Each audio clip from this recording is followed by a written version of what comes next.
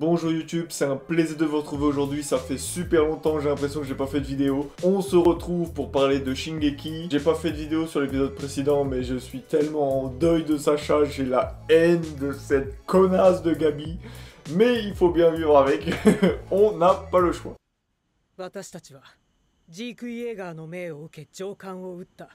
Bref, on commence cette review. J'ai vu l'épisode qu'une fois, donc j'ai peut-être oublié des petites choses, pardonnez-moi si c'est le cas. D'abord, pour dire, cet épisode, c'est une partie flashback, une partie présent, on mélange un peu les deux.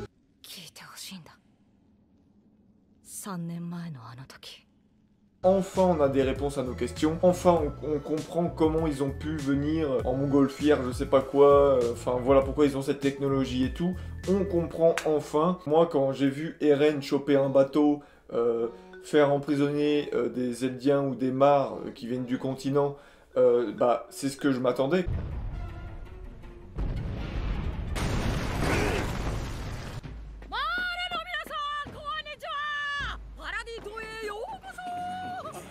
Quand au tout début de la saison on nous disait oui, bah, on n'a pas eu de retour de notre flotte, etc. C'était sûr, pour moi c'était sûr que un kidnapping a été fait. Ils ont pas massacré le truc, mais ils ont juste kidnappé, gardé les bateaux, etc. J'en étais sûr. Et on voit ce qui a été un peu le nerf, le nœud de tout cet épisode, la relation Eldien-Mar, ou même Eldien de l'île du Paradis aux Eldiens du continent en fait. On voit déjà donc cette haine dès le début, et dans les deux côtés. Au tout début même t'as le gars du bateau qui est prêt à tout pour tuer tout le monde, même s'il doit mourir, il va tuer n'importe qui, même s'il y a un titan derrière lui et tout.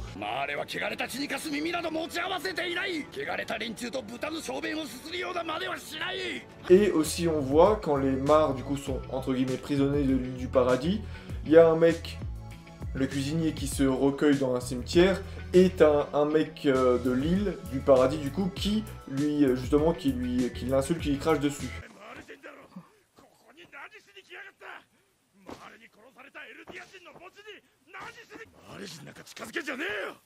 Du coup, on a résumé toute la problématique de cette saison, en fait, de cette fin d'animé, même quasiment, parce que là, cette fin, on veut une liberté des deux peuples, en l'occurrence, et donc, ce problème étant que les Mars ne pourront pas accepter les gens de l'île du Paradis, et l'île du Paradis ne pourra jamais accepter les gens du continent. Il y a trop cette haine, il y a trop cette rancune. Toi, t'as tué mon fils, mon père, tout ce que tu veux. Toi, t'as fait pareil, même si avant, par exemple, Eren, il avait pas fait son débarquement, tout ce que tu veux, ils étaient déjà vendus comme des monstres à cause d'eux, les Eldiens. Ils étaient persécutés sur le continent, et les Mars de base détestaient les Eldiens, donc ceux de l'île du Paradis c'était encore pire que les Eldiens sur le continent. Là, on a vu tout ce problème-là en un épisode, on nous a expliqué. L'épisode il commence sur un récit de Armin qui dit on aurait peut-être pu faire autrement. Et à la fin de l'épisode, en nous montrant tout ça, en nous contant tout ça, on comprend, même Armin comprend qu'en fait, bah, ils peuvent pas faire autrement en fait. Il aurait voulu le faire peut-être d'une autre manière, mais la direction qu'ils vont prendre, ils vont pas avoir le choix en fait.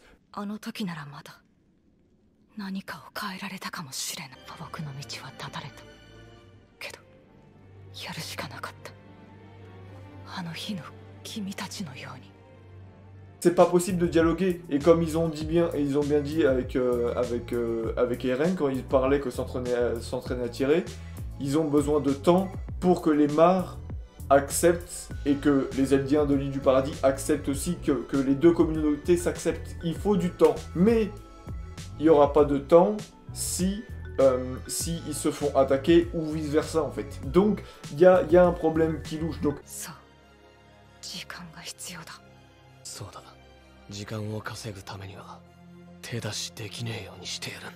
Eren, dans sa tête, dans son plan à lui, et on reparlera plus précisément du plan de Eren, mais son plan à lui, c'est de gagner du temps. Et ce qui est drôle, moi ce que j'ai compris, et ce qui est drôle, c'est qu'au début de la saison, les Mars voulaient aussi gagner du temps, mais pour les autres pays, et entre guillemets pour finir cette ère des titans et se mettre à jour technologiquement. Donc, quelque part, les deux avaient encore une fois les mêmes objectifs.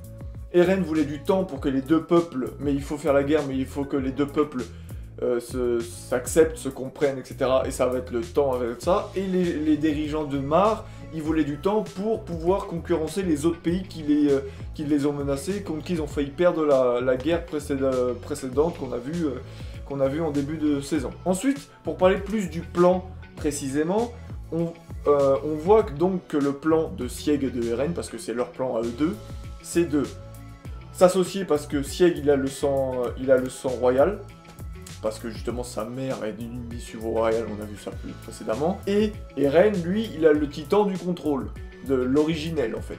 Donc les deux s'associent, on peut lâcher les titans qu'il y a entre les murs. その秘策を行う条件として必要なものが始祖の巨人と王家の血を引く巨人。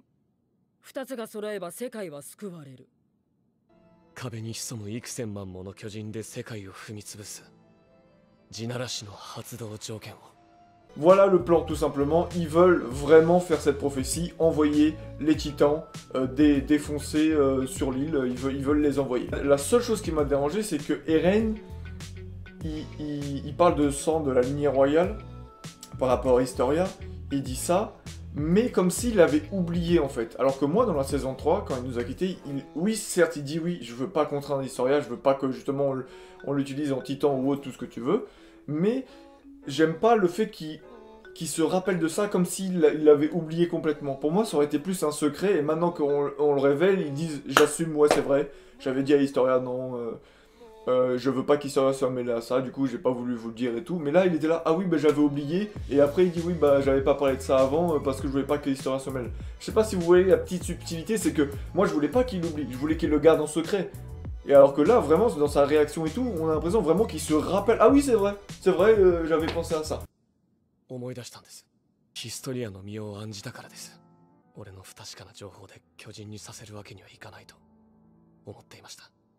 Ça va être très intéressant. Et si vraiment ça se produit, oh là là là là là là, ça va être un bordel monstre.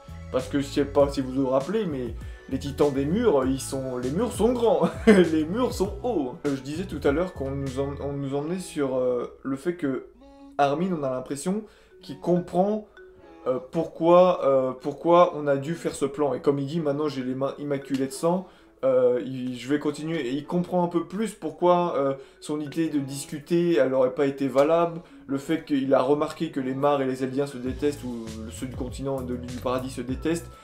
Donc, il y a ce problème-là. Donc, je pense qu'il a compris pourquoi on ne doit pas suivre son plan et qu'on doit plus aller du côté des reines. Cependant, un truc très intéressant, il le dit clairement, il fait « Je ne comprends, moi qui pensais être son meilleur ami, le comprend tout le temps, je ne le comprends plus. »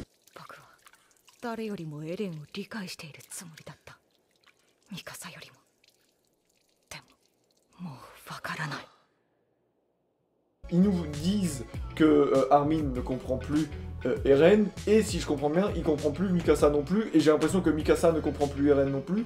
Donc, il y a vraiment ça, mais pourtant, ce qui m'a surpris, c'est qu'à la fin de l'épisode, ils ont la même réflexion. Ils n'utilisent pas les mêmes mots. Par exemple, Mikasa, elle fait si tu perds, non, si je meurs, je perds, si je vis, je gagne. Armin, Eren, il fait si on se bat ou un truc comme ça, mais les trois, pourtant, avaient la même pensée.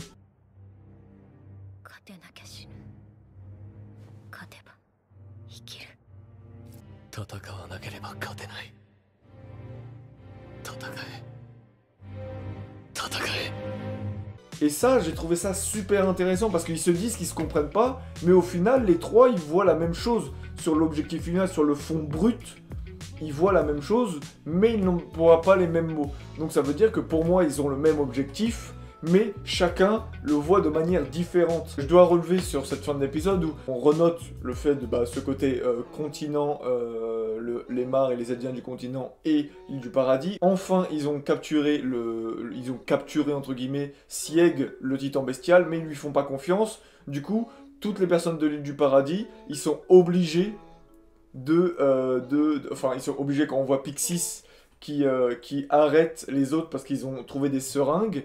Ils leur ont donné des seringues pour les titans et ils sont mis en joue. Et je suis désolé, mais là on vient d'avoir Sieg, cette histoire bestiale. On sait pas si on peut lui faire confiance, si on peut le contrôler, donc vous êtes en état d'arrestation. Donc. この3年間、エルディア人の友人であることを証明してきたつもりでしたが、tant que t'as cette méfiance, tant que t'as ce problème-là, rien ne peut continuer. Une scène particulièrement intéressante et j'ai trouvé très drôle, c'est quand les Eldiens, enfin ceux de l'île du paradis, ils demandent au mec mais pourquoi t'es noir? Et ça, j'ai trouvé ça tellement fort. J'ai trouvé que cette scène était super forte. Ils parlent de Dieu, eux ils ont rien compris. ところで、おにゃんぽこんはなんで肌が黒いのですか？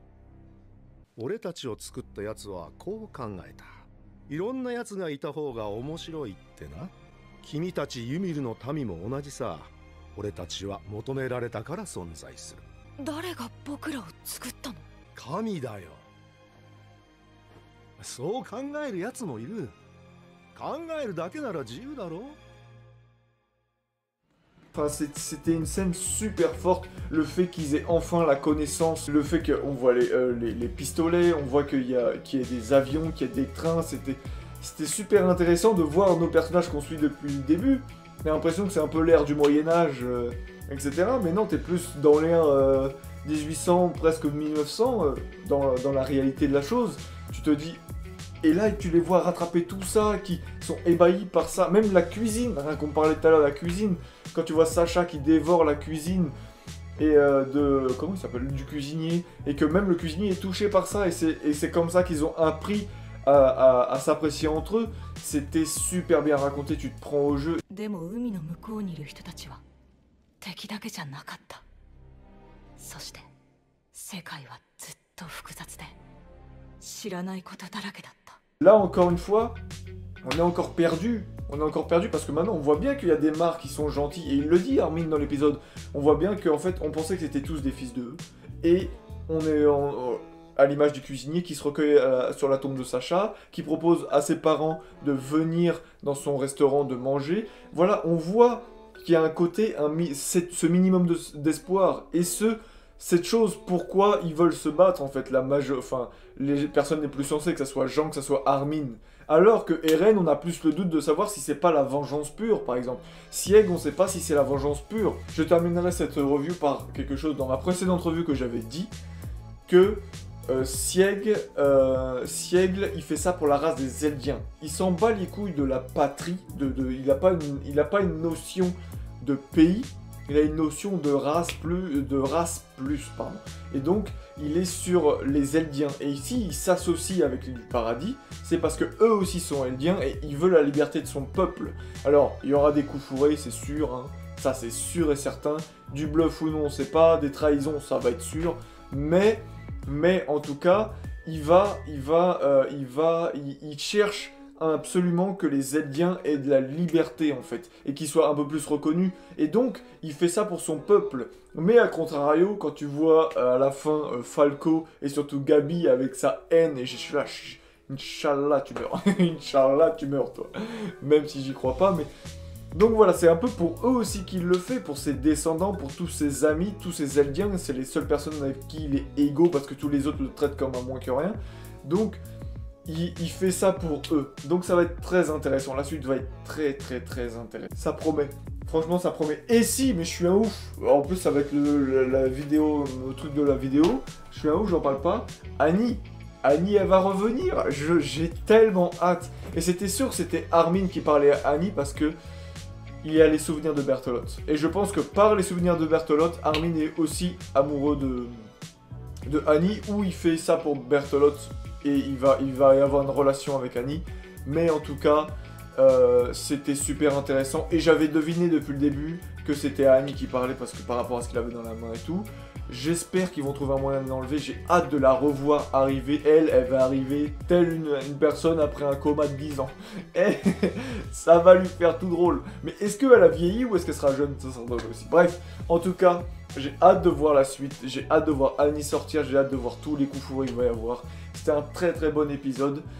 J'ai parlé au moins 15-20 minutes là, mais c'était ouf. C'était ouf vraiment. Merci pour tout. Je vous dis à la prochaine. N'oubliez pas de vous abonner, de marquer dans les commentaires ce que vous avez pensé de ma vidéo et de l'animé. On se retrouve bientôt, je sais pas pour quel animé. Merci pour tout